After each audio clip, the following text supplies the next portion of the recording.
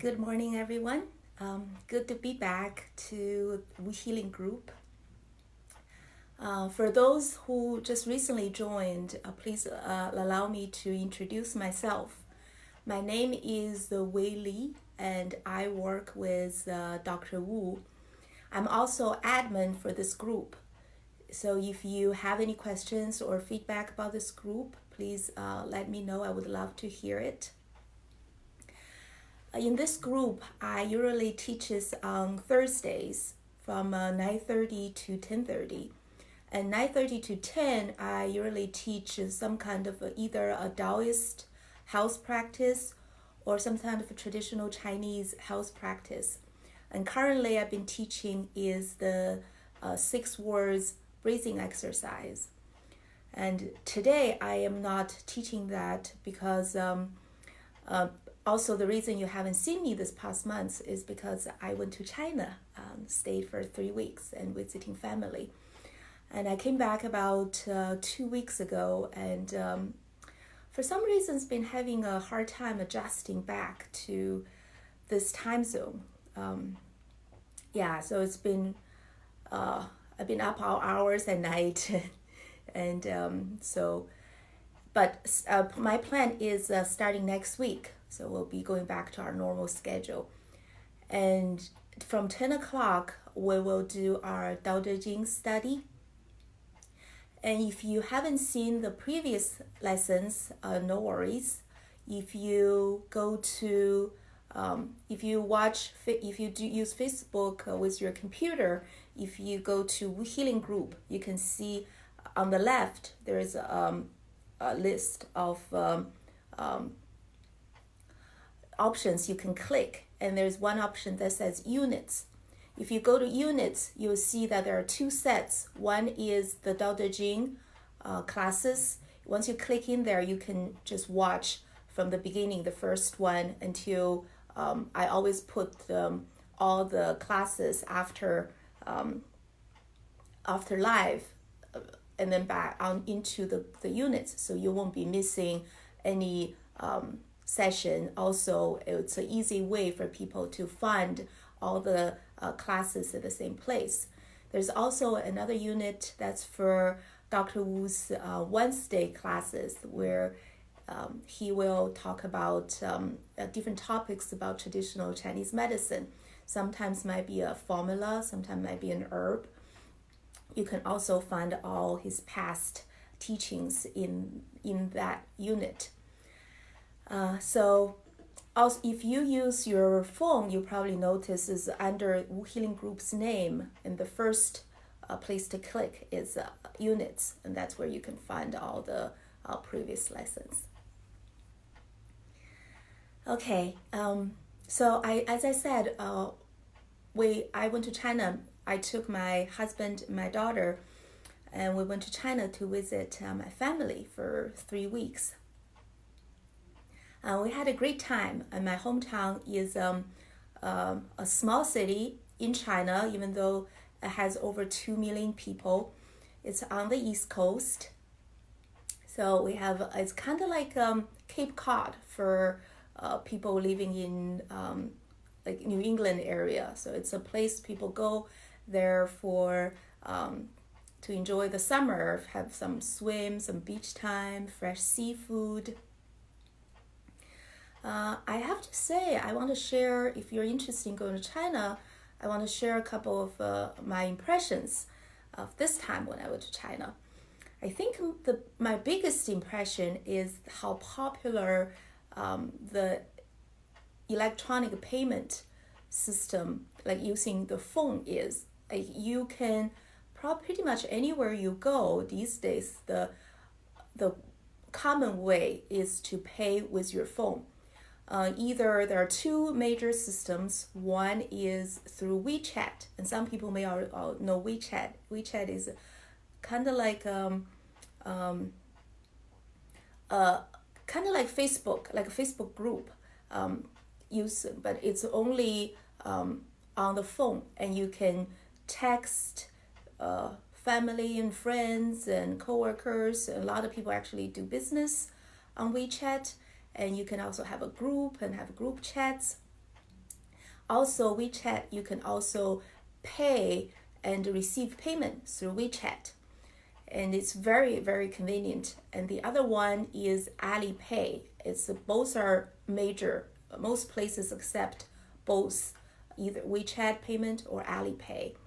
What you do is you scan, either the business will have a QR code that you can scan, and then just very convenient, and it comes up saying how much you want to pay. You click finish, and that's it. Also, you also have a QR code as each account, and the business can scan you. To the level that a lot of people don't really use cash much anymore. I have to say, I went to a popular breakfast place one morning. I ended up ordering some breakfast, and it costs probably like a little over 20 yuan. Yuan is the RMB, the Chinese currency. I don't have any change, so I gave the cashier $100 RMB yuan bill. And she said she doesn't have enough change. So, and that's very different than just even several, like 6-7 years ago, because then the $100 RMB is very common, and nobody would beat the eye if you pay anything with like $100 yuan. It's just I heard a story from my brother. He was saying that apparently it gets to the level that at some point that some stores would just stop accepting paper money, and they only receive like electronic payment. And then there's one older gentleman went to a store, and he couldn't really pay with he doesn't have this phone payment, and then they won't accept cash from him, and he got so upset, and he ended up suing the business. So then after that, the policy came out saying that all business, you have to accept the paper currency, basically the Chinese money. However, this is a story just to tell you that how popular, how common it is nowadays to pay through the phone. Pretty much everybody accept like WeChat payment, even like street vendors, or I've seen like a farmer who just grow probably their own crop, and they will come to the city, and they'll just kind of find a spot on the street. They'll just sell their cucumbers, or it was fig season. I was in China between mid-July to early August. Apparently that was like the prime fig season, and you just see just one person or a couple people just selling fruits and figs on the street. And they probably grow it at their home. They have one or two trees, and they have a crop, and they come to sell it. And everybody accepts like phone payment. It was so common, and just everybody's so used to it. There's a joke, I don't know if that's true, that they were saying like, even if you want to give a beggar money, and they will say, here, you can scan my QR code. That's just how popular it is. Like my brother told me that it's connected, like Alipay is still connected with their credit card account, but these days nobody's using actually a physical card anymore. So it's all like on the phone. So that's one thing I found it was different. That impressed me. Another thing I noticed that for me, probably for people who go to China often the past 5 years, 6 years, you're used to this. But for me, another thing is that impressed me was the food delivery service. So when I was in my hometown China, I'll show you a picture. So you see people riding a bike with this like a kangaroo sun on their back, and also the box on their back. You see them everywhere. So what they do is that it's also basically a phone app, which you can once you go to your phone, open this app, you can find pretty much every restaurant that's close to you in your neighborhood or even further, that then you can they have their menu, and you can just click on what you want to order. You place an orders through this app, and this company who has this app and hires lots and lots of these delivery people, and they'll go to the store and they'll pick up the food for you and deliver to your house. It's different than here. That's what impressed me, because at least in my neck of woods, in my town, people still, like the business restaurants, still hires their own delivery people and just do the delivery for their restaurants. And in China, apparently the delivery is separate. I know what they do is that they will charge the people who order the food, customers, a little small delivery fee, and they will also charge the business owners, like they take certain percent, and that's how they make their money. There are also this called Meituan delivery system is one of the popular ones. There's also, I think, a few other also commonly seen delivery services around in China. I did a quick search. Apparently in 2018, last year, for Meituan, for this, like my husband have never seen this before, and he gets very familiar with this kangaroo sun for their logo. Apparently, just for this business, for this company alone in 2018, they do like 17 million orders per day. I mean, certainly that's in all of China, and they're in like several hundreds of major Chinese cities. But still, that's still very impressive.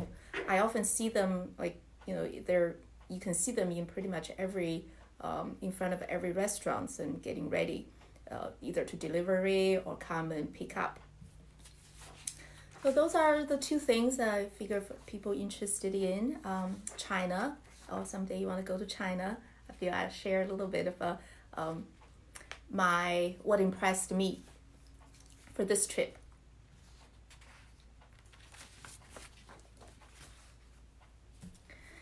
Okay, so let's start at our. I'm excited. I feel like I've been missing this, and go back to our Dao De Jing study.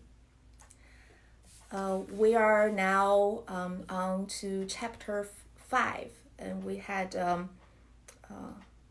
I forgot 1 or 2 classes already that we have studied chapter 5. What we have gone through, I will also put the Chinese Chinese version of the Dao De Jing chapter 5. Later, once I publish this video, I will put them on top for people to see. So we covers the first half. First half is 天地不仁，以万物为刍狗；圣人不仁，以百姓为刍狗.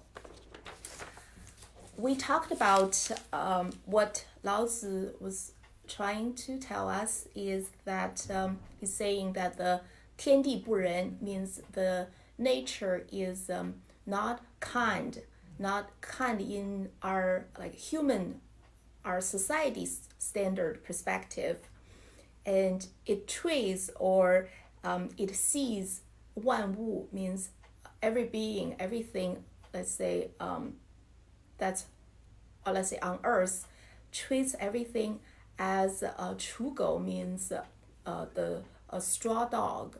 It's in ancient times, it's used in like ceremonies, ritual ceremonies, as a substitute of a real dog, and it's a sacrifice.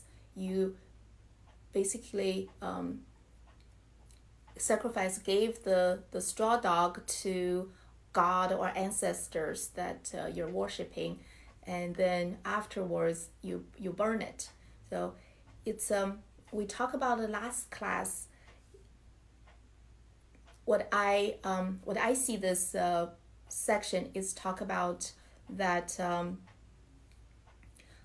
nature. That's what's really nature is. Nature doesn't let's say control or judge or rule or try to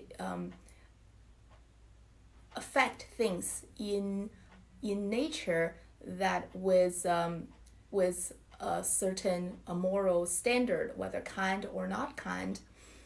Instead, what it does is that it holds the space. It's like in a way a stage that allow every being to fully experience their life the way that's best for them, the way that they can get the most, they can learn the most valuable lesson out of their lifetime, whatever that lesson they're here to learn might be. And then the next, so that's 天地不仁，以万物为刍狗. The next sentence, Lao Tzu talked about then 圣人. 圣人, you hear a lot about this word 圣人 do it this way, 圣人 do it that way in Dao De Jing. And 圣人 often people translate as either the master or the sage. And it's 圣人 is a very, very highly respected name you get if you call somebody 圣人, like Confucius is called 孔圣人. That's because that people think that his wisdom or his nature, the person he is gets to the level of 圣人. Here I think here Lao Tzu talk about 圣人 would be because he also talk about nature does this, the Dao, this is the way of Dao, and he talk about this is how 圣人 does it. This is how 圣人use the way of Dao in relates to people, in relates to his or her environment. What my interpretation is here, 圣人 he is the ones he or she that has follows the Tao, fully understands the Tao, and so he embodies the Tao. You can say he becomes the Tao. He or she becomes the Tao. And so he's talk about, okay, so for those who understand the Tao and do the way that behaves following the way of Tao, then it follows 道法自然. Tao follows the way of nature. So the sage, the master, is also not kind when it comes towards to the people that this either they have they rule, because in ancient time there was still there was certain ruler class and they're just normal people, or today these days we could use to talk about people who we have a influence of, people who our behavior affects. Then 圣人不仁, so the sage is like doing what nature does. It's not using a certain fixed standard, how to treat people just as nature treats everything. He allows them to be what they are, allows them each to follow their own way of Tao. So today let's continue so let's go to the second half. Second half starts with 天地之间其有橐越乎? So I'll explain. 天地, we talked about before. 天 means, the word 天 means heaven. It means sky. And 地 means earth. 天地之间 we can interpret it as the relationship between let's say the sky, the heaven, and earth. What's their relationship? Lao Tzu told us, 其有橐越乎? Here there is a term that we need to explain a little bit. 橐越. So the word 橐越 is two parts of a bellows. in those days, the people use that a lot. And these days, I don't know how many people actually have seen. You may probably have seen pictures or have seen actually bellows. So I found a picture, a pretty one, on the web, and so I printed out. So pretty much this is an example of a bellows, and there's certainly other textures, probably other some are not as fancy. Basically, what it does, you can see these are two handles, and here using these two handles, you can control the bag. That's this part. That's the biggest part, is this bag. And you can get air. You can make the bag bigger, have the air in, and then you can close the bag so the air will push out of this part. That's the nozzle. The basic function of a bellows is just to create a strong airflow. And in China or in other parts of the country, it's often used to control a fire. So you want to make the fire strong, you want to give it more air. Usually they have some system that may not be this shape, but the structure is the same. You have an airbag, you control the volume, and then you can get the air through a strong flow of air.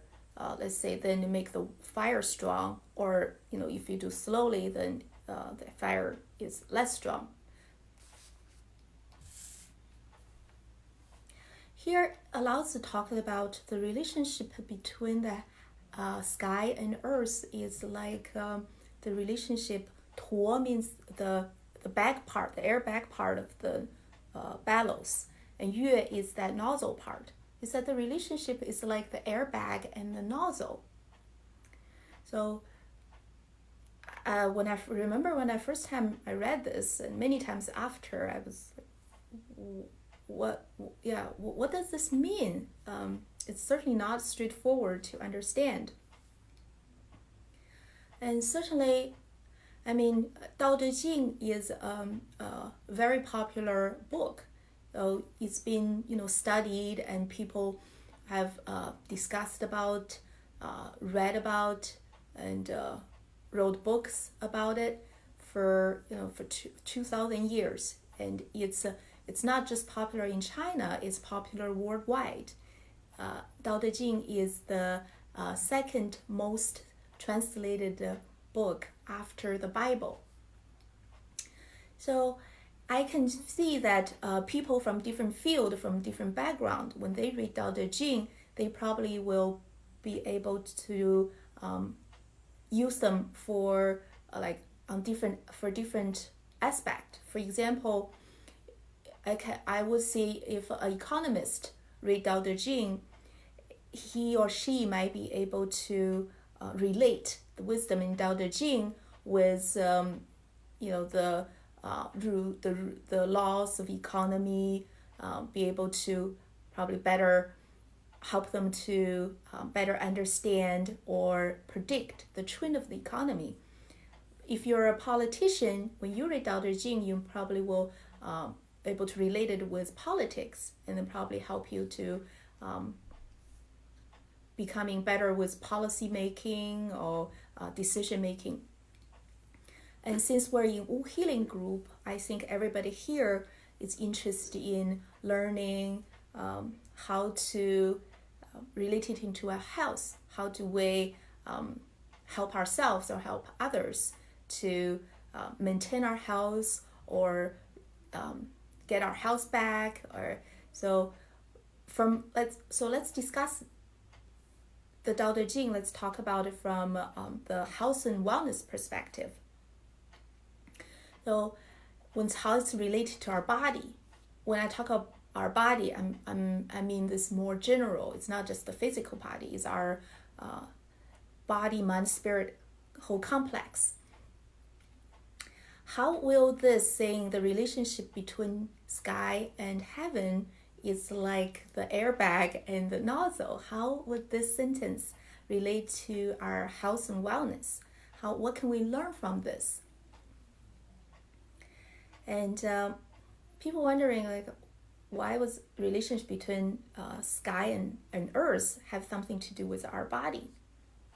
I don't know if you've heard there is a Chinese saying is 人生小宇宙，宇宙大人生。人生 means a human body. Again, this is in a broader term of human body. 宇宙 means the universe. Basically, this sentence means our body is a small universe, and the universe is a big human body. And so it means then we have, if our body is a small universe, then we can understand, then we must also have a sky, has an earth. Then what is the sky? What is earth when it comes to our body mind spirit complex? Let's think about it, the characteristics of sky and earth. The characteristics of sky, it's invisible, right? It's formless, and it can affect what's happening on Earth. For example, weather. The weather system can definitely affect Earth. And Earth, the characteristic of Earth, compared to sky, we can say it's more physical. It has this physical form. So after saying that, it was like our body, mind / spirit. Which one was more like sky? Which one more like earth?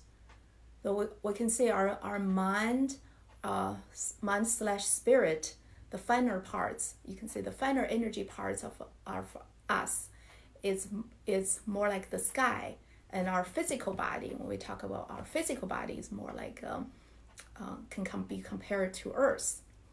But then what does it mean by let's say our mind, our emotions, let's say our spirit, the relationship between that and our physical body is like an airbag and a nozzle. Let's think about back to the battles.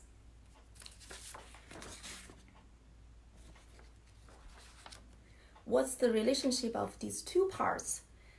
We know that what is happening in the airbag part would affect the air in the battle, right? If the airbag is not moving, then the air in the battle stays stable. And if you ended up, moving the airbag in a very, let's say, maybe chaotic or random kind of way, what would happen to the air in the nozzle? It will certainly also be affected, be going in a turmoil, let's say. So this sentence is telling us the relationship between our mind, our spirit, and our body, how it what happening in our mind is affecting the health of our body. Basically, it's let's continue. So let's continue going to listen, because Lao Tzu told us here after this that sentence afterwards explained it to us. So he says, 虚而不鼓，终而欲出。虚 means let's say emptiness. You can also say quietness. 虚静, people often doing 虚静. Empty, quiet, let's say clear, no movement. 虚而不鼓, 不 means no, not. 鼓 means gu means, you can say, means moving in a like confused way, like a little chaotic kind of way. So okay, let's continue with that and we'll explain all together. So the next part is 终而欲出. 终 means following, for this movement of following, and then what happens is also 日出 is also then it's exhausting. It moves in a confused way. Then what is quiet? Then it's not confused, chaotic. And what if it follows and it becomes chaotically, move chaotically? Here, Lao Tzu is talking about, since before, the sentence before, he talked about the relationship between the sky and earth, let's say between our mind and our body. So the sentence that follows is also talk about that. It says, when our mind, our spirit, we can stay empty, stay quiet, then our body will not be chaotic. You can see that it means, you can say it means like the qi in our body, the natural movement, the natural the natural rhythm of our body will not be chaotic. And when our qi moves smoothly where it's supposed to go, and the natural rhythm is not chaotic, what's the effect? That means that our body, the yin and yang, are balanced. And you may have heard from Dr. Wu talk about that the traditional Chinese medicine believes that a lot of diseases are caused by the yin and yang out of balance. You probably hear Dr. Wu talk about like yin deficiency, yang deficiency. When you talk about yin deficiency, that means the yang is too much. It's more than the yin, so it's out of balance. And the other way, the yang deficiency means the yang is too much, more than the yin, so it's also out of balance. When the yin and yang in our body are out of balance for a long time, that's when people start to feel this kind of discomfort and problem shows up and disease. Here, Lao Tzu is trying to tell us how to stay healthy, how to keep our body, the yin and yang balanced. Therefore, we would be disease-free or rid of disease, which is coming to the root, is often coming to with our mind, our emotion. I mean, that Lao Tzu wrote this 2,000 years ago, and these days was a lot of scientific study. People were already very much accepting the idea, saying like emotion, our mind, it has effect. Our body and mind are one, and what's happening in our mind affects. Hi, Angela, nice to see you. What's happening in our mind and our emotion definitely affects our body's health. So amazingly, 2,000 years ago, now we can still see this wisdom. We see this wisdom in Lao Tzu's Dao De Jing. And also Lao Tzu don't also only point this out, and he tells us how to be healthy, which is to keep our mind, let's say, empty in a way. It's talking about not following. So what is basically, this is actually what he talking about is very basic goal, basic training of meditation.